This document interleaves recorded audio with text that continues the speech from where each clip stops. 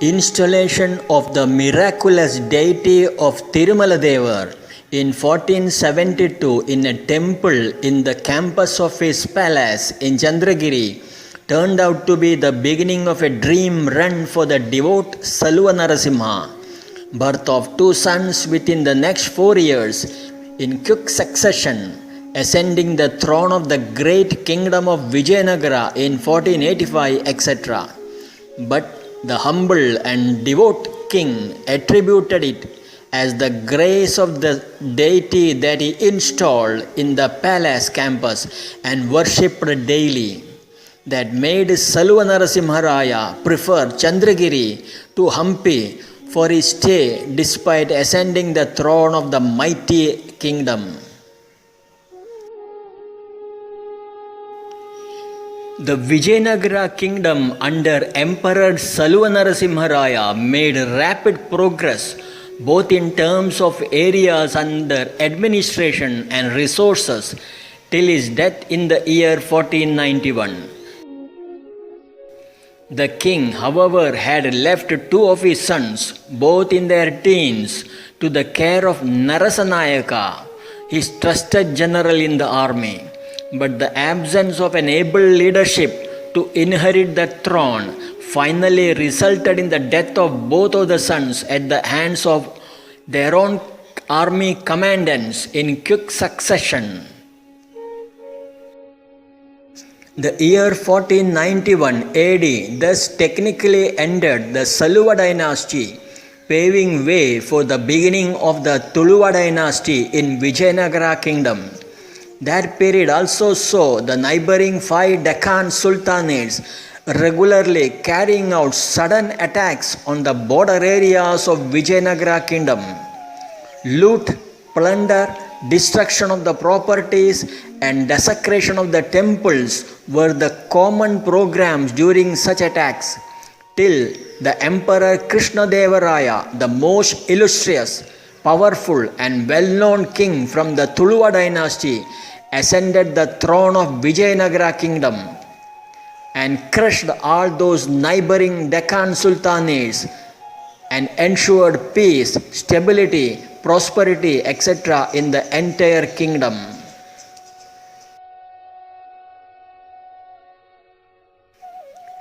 But the ascent of a relatively weaker Achyutadevaraya 1529 to 1542 again brought those 5 Deccan sultanates to Vijayanagara kingdom to continue their work.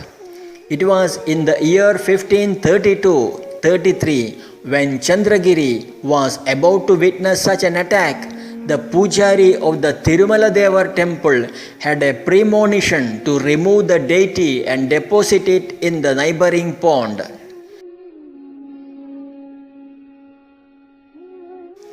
Even as he hesitantly carried out that act, he soon saw the Muslim invaders reaching Chandragiri and indulging in destroying the Tirumaladevar temple along with the other large-scale plunder, loot, riots, etc. Perhaps the timely act of the temple Pujari proved to be the saving grace on that occasion. But recounting the reasons behind the deity of Tirumaladevar getting relocated to Kochi, what the GSBs wanted to remember or pass on to the next generation was not the real reasons, but an imaginary one. They preferred to keep it as due to Dharmachyuti, there is all-round moral and religious degradation among the people in Chandragiri.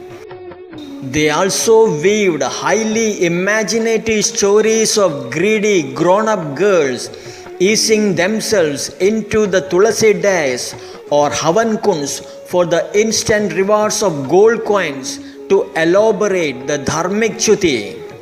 Not to be left behind, the Kochi Tirumala Devaswam website also has only a passing reference to that incident when it mentions it as caused by a massive fire occurred in the temple.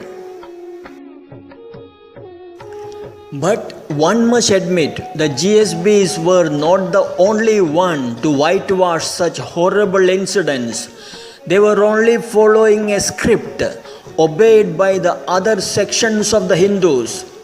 It was normal in those turbulent periods of Muslims, Portuguese, Dutch, or the British rules in India for two particular religious groups to indulge in mass conversions, destructions, rapes, plunder, riots, desecration of the Hindu temples, etc., and not to have any inhibitions to proudly proclaim about it or correctly document such crimes.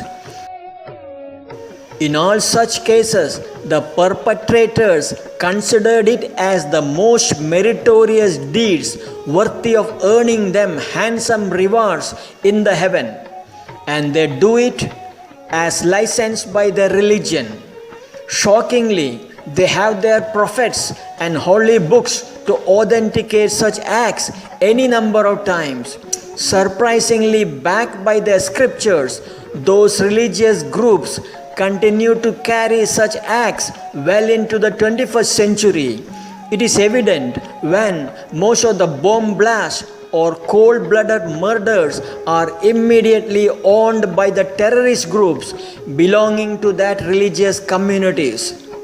But unfortunately, in all such cases, the victims, the Hindus, in their eagerness to forget such humiliating incidents, or perhaps the satisfaction they might have got by suppression, prefer not to record it at all or gave it an imaginary twist.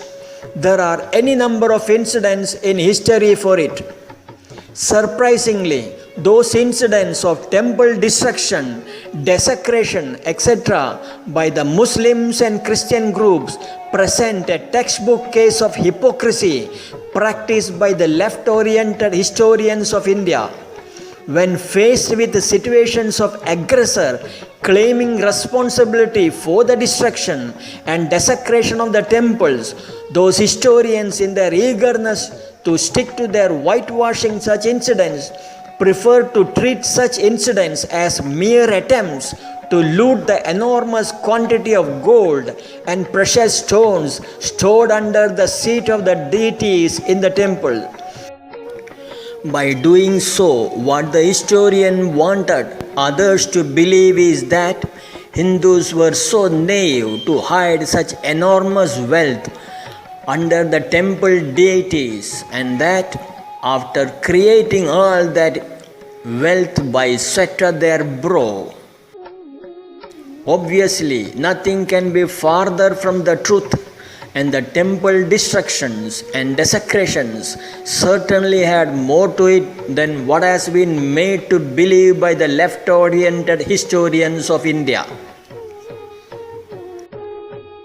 Coming back to the deity of Tirumala Devar, thanks to the consecration at an inauspicious time, after being deposited in the temple tank in the year 1532 by the priest to safeguard it from the looters, it lay there for many years waiting for the right time, person and place for the redemption and relocation.